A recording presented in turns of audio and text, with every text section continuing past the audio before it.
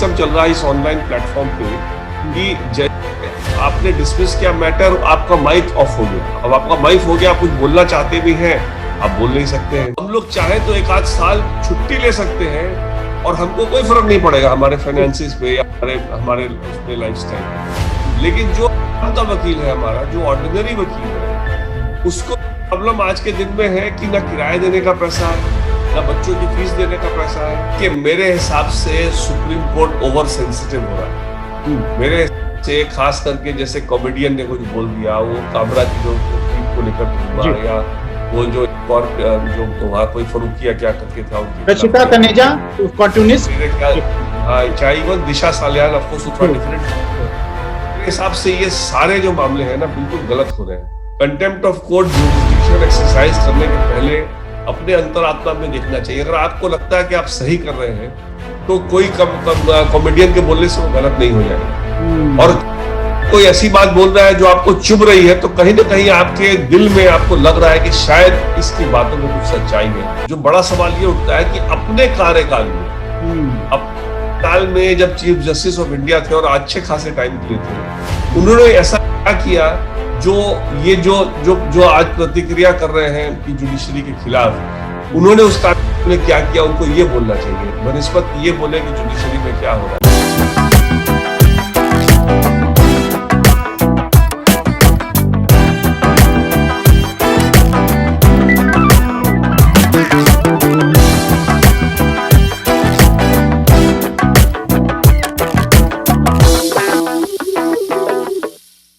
नमस्कार, मेरा नाम है विप्लव सिंह, आप देख रहे हैं लीगल रिपोर्टर। आज हमारे साथ बातचीत करने के लिए बिल्कुल newly elected president supreme court bar association के विकास सिंह, जो सीनियर एडवोकेट भी हैं, वो जुड़ गए।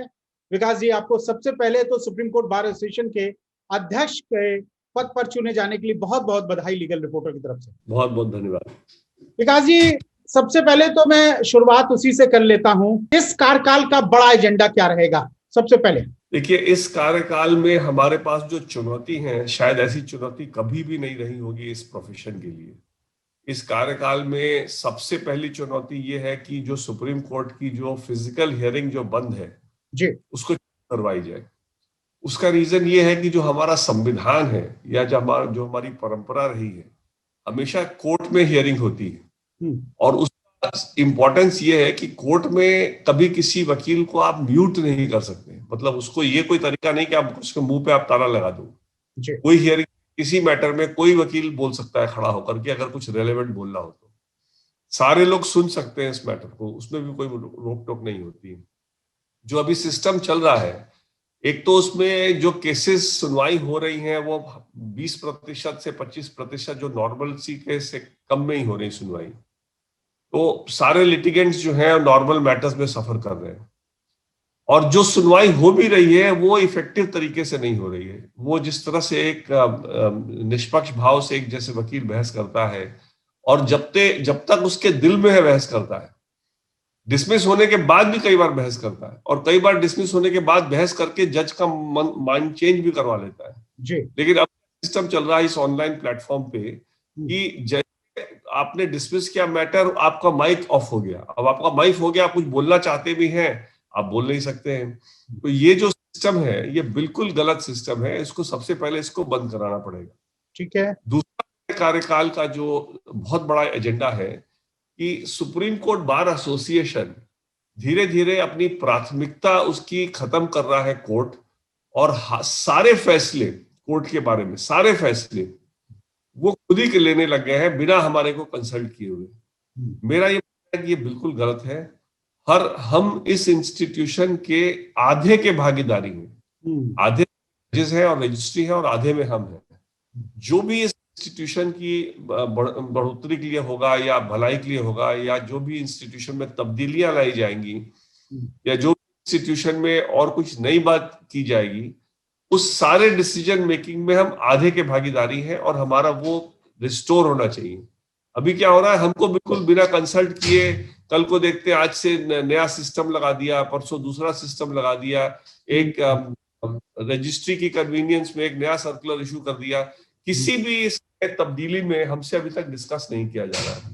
ठीक है। और ये बिल्कुल मान्य नहीं सर है। मुझे ये बताइए, सबसे पहले तो हालिया आपने चीफ जस्टिस को फिजिकल हियरिंग के लिए पत्र भी लिखा है, उस पर तमाम मेरे एडवोकेट से बात हुई, वो इस बकायदा इस पत्र का बड़ा स्वागत कर रहे हैं। लेकिन अब सवाल ये पैदा होता है कि आपका जो 6 अप्रैल का इससे पहले का पत्र है, जिसमें आपने वीसी जो व्यवस्था है, वीडियो कॉन्फ्रेंसिंग व्यवस्था है, उसको कोविड के बाद भी चालू रखने की बात कही थी। जो निचली अदालत के खासकर वकील हैं, क्योंकि ऊपरी अदालत अगर चालू नहीं हो पाएगी तो निचली अदालत के वो उस तरह का वातावरण नहीं बन पाएगा। अब उनका ये कहना है कि कुछ खास तबके के बड़े एडवोकेट नहीं चाहते हैं कि फिजिकल हियरिंग हो। क्या इसमें कितनी सच्चाई आप देखते हैं?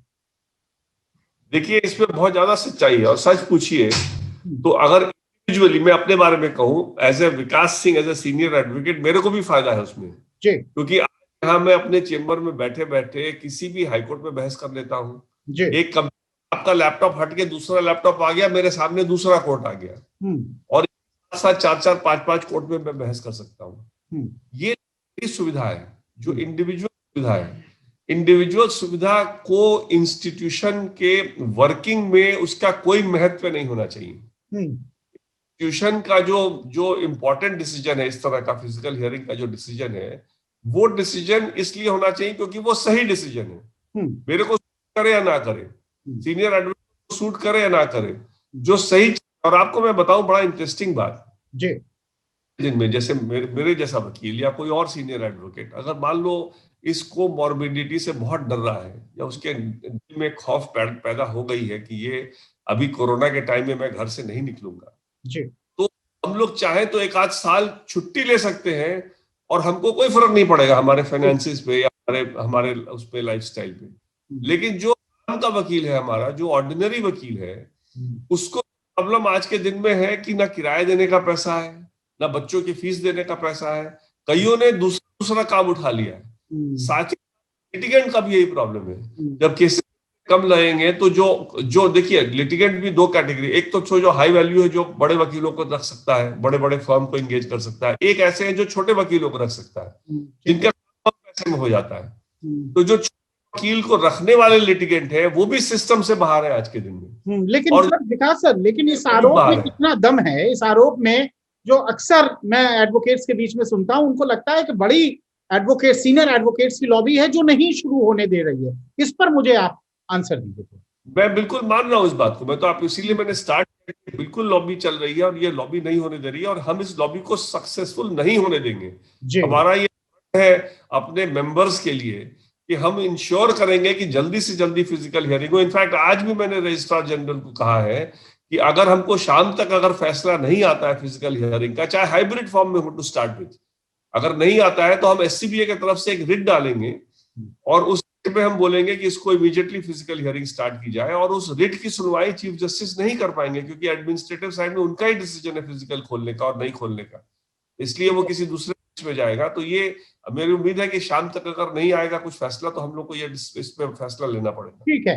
यूपी जो दिल्ली के, माफ कीजिएगा, दिल्ली के सीएम ने 50 करोड़ का एक कॉर्पस फंड किया, जिससे कि डेथ की कंडीशन में 10 लाख रुपए और हेल्थ इंश्योरेंस के नाम पर 5 लाख रुपए। क्या एससीबीए कोई प्लानिंग अगले, आप जैसा कि चूंकि अध्यक्ष बने हैं, कोई प्लानिंग चल रही है कि सुप्रीम कोर्ट में वो एडवोकेट जिनकी कम से कम कोविड में हालत खराब हो गई है, उनको कम से कम 10 लाख और 5 लाख की सहायता के एम्बिट में लाया जा सके? देखिए, हमारी जो पहली meeting chief justice of India से हुई है 1 मार्च को, वो हमारा कार्यकाल हमने जिस दिन संभाला उसी दिन हमने मीटिंग की उनसे। तो हमारे पिछले कार्यकाल में मैंने एक सजेशन ये दिया था कि एक लॉयर वेलफेयर फंड स्टैम्प करके बनाया जाए और सुप्रीम रूल में अमेंड कर दे, जिसमें कि वो लॉयर वेलफेयर फंड स्टैम्प से लॉयर वेलफेयर का काम किया जा सके। उस कार्यकाल के बाद 2 कार्यकाल चले जिसमें मैं नहीं था, तो उसमें वो अनफॉर्चुनेटली टेकअप नहीं हुआ। लेकिन मेरी पहली मीटिंग जो बॉब्डे साहब से हुई उसमें मैंने 2 सजेशन दिया। एक तो था कि सुप्रीम कोर्ट रूल अमेंड करे, जो मेरा पुराना सजेशन था।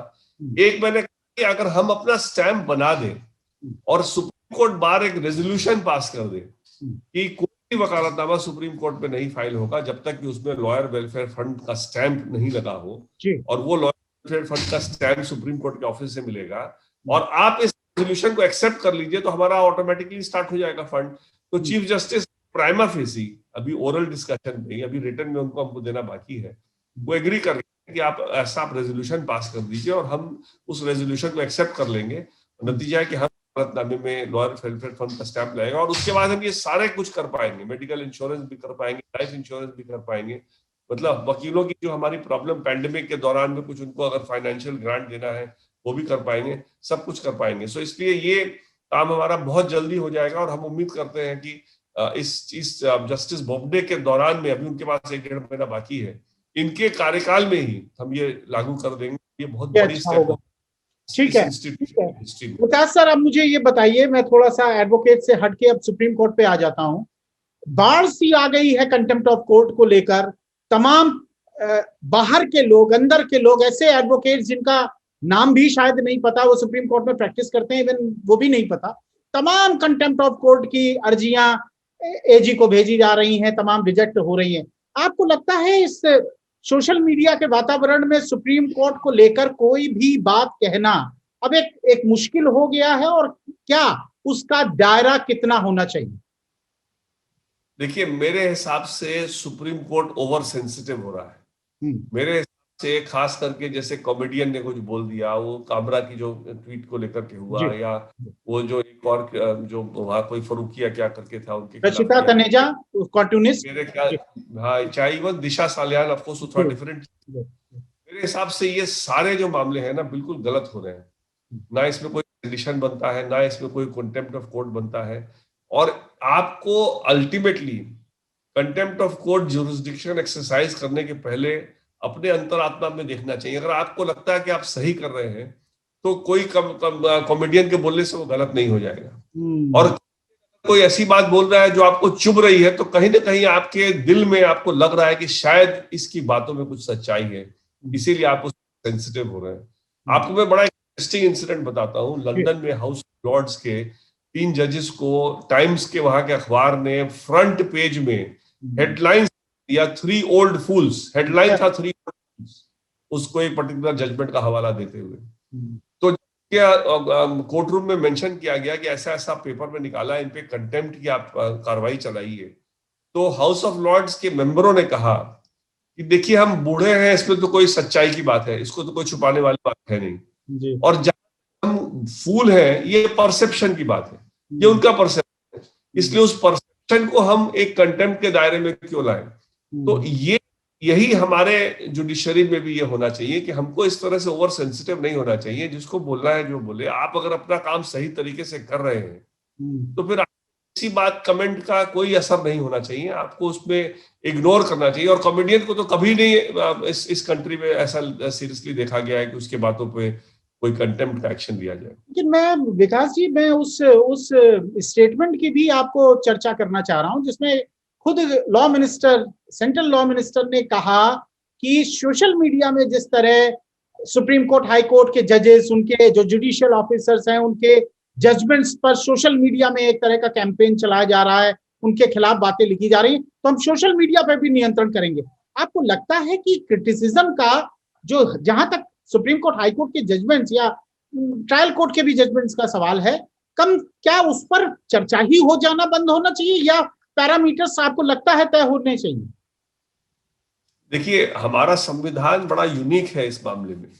अगर आप कॉन्स्टिट्यूशन देखें तो बिल ऑफ राइट्स में जो फंडामेंटल राइट है वो प्रेस को और अमेरिकन सिटीजन्स को दोनों को दिया हुआ है। हमारे फंडामेंटल राइट्स में जो freedom of speech and expression है वो हर सिटीजन को दिया गया है, प्रेस का जिक्र भी नहीं हमारे कॉन्स्टिट्यूशन में। जब हम हर सिटीजन को फंडामेंटल राइट ये दे रहे हैं, फ्री स्पीच का, फ्री एंड एक्सप्रेशन, तो उसके बाद उस पर कोई तरह का फिटर लगाना है कि सोशल मीडिया में आप नहीं बोलेंगे या इधर नहीं बोलेंगे, एक तरह से डायरेक्ट कॉन्स्टिट्यूशनल उल्लंघन होगा कि इंडिविजुअल के अधिकार को आप किसी तरह से रोके कि वो सोशल मीडिया में किसी बारे में क्या बोलना चाह रहा है, उसको आप रोकथाम करने की कोशिश करें।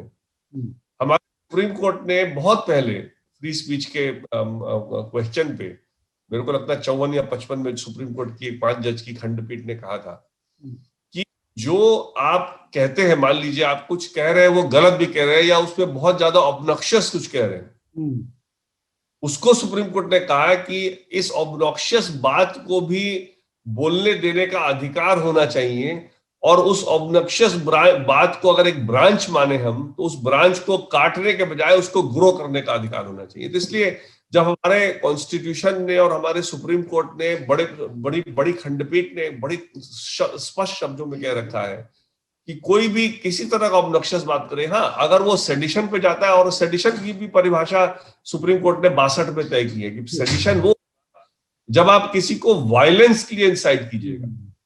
कुछ किसी के खिलाफ बोलना सेडिशन नहीं होगा। आप किसी प्राइम मिनिस्टर के खिलाफ बोले या किसी मंत्री के खिलाफ बोले, वो सेडिशन नहीं होगा। सरकार के खिलाफ भी बोले, वो भी सेडिशन नहीं होगा। लेकिन हाँ, जहां आपकी वाणी लोगों को ऐसा उत्साह दिलाए कि वो एक वायलेंस पे उतर जाए, वो सेडिशन होगा। तो जब तक सेडिशन का जो सीमा पार नहीं होता है, उससे अंदर अगर कोई रहे तो फ्री स्पीच में कोई हस्तक्षेप नहीं होना चाहिए मेरे साथ। ठीक है, आप मुझे ये बताइए कि जो former chief justice Ranjan Gogoi ने एक टीवी कार्यक्रम के दौरान कहा कि जुडिशरी रैम्प शेकल्ड, और उस पर हालांकि दिया गया कि उस पर कंटेम्प्ट ऑफ कोर्ट होना चाहिए, आप फॉर्मर चीफ जस्टिस के इस बयान से कितना संतुष्ट हैं? देखिए, मेरे हिसाब से उनका भी फ्री स्पीच है और उसमें कोई रोक नहीं लगनी चाहिए। लेकिन जो बड़ा सवाल ये उठता है कि अपने कार्यकाल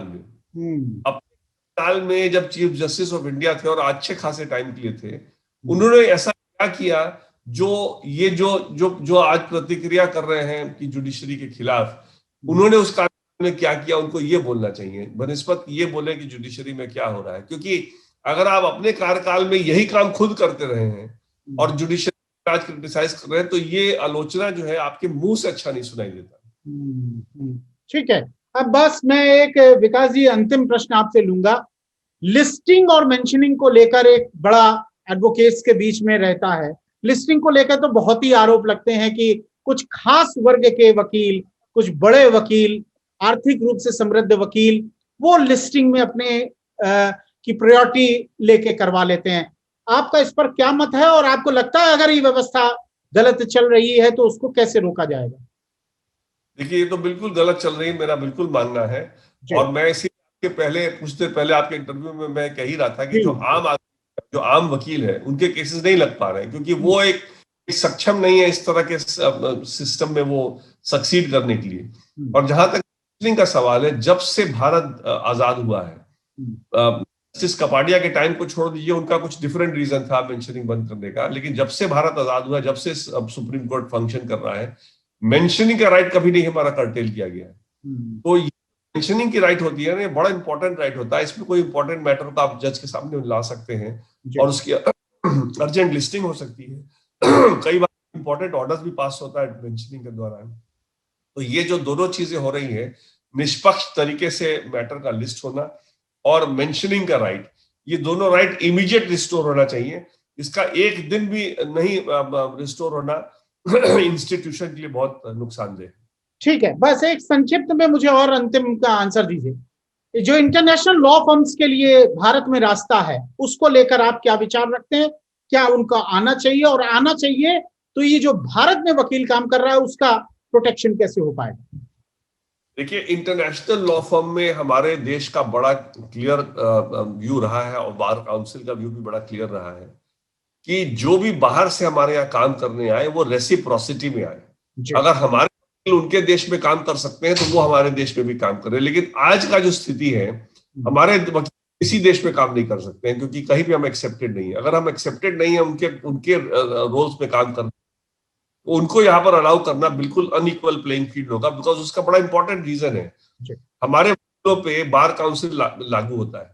बार काउंसिल वकीलों पे एडवर्टाइज करने से मना करता है, और एडवर्टाइज करना एक मिसकंडक्ट माना जाता है, जबकि एडवर्टाइज करना विदेशों में बहुत आम तरीके से लागू है। और वहां के वकील आएंगे और इश्तिहार दे करके काम लेंगे और कंपीट करके हमारे वकील उनके साथ जो इश्तिहार नहीं दे सकते हैं, तो आप समझिए कितना अनइक्वल लेवल प्लेइंग फील्ड होगा। तो इसलिए ये जब तक कि दोनों चीजें हो कि उनके वकीलों पर भी वही अंकुश लागू हो जो हमारे वकीलों पर है, और हमको वहां प्रैक्टिस करने का अधिकार हो, तभी रेसिप्रोसिटी से हम बाहर के वकील को ला सकते हैं। अदरवाइज यहाँ इस कंट्री में मेरे हिसाब से अलाउ नहीं हो सकता। एडवर्टाइजमेंट्स को लेकर जो नियम है एडवोकेट्स को लेकर, आप मानते हैं वो बिल्कुल सही है, या उसमें बदलाव की अब जरूरत है? डॉक्टर्स कर सकते हैं, तमाम प्रोफेशनल्स कर सकते हैं, व्हाई नॉट लॉयर्स?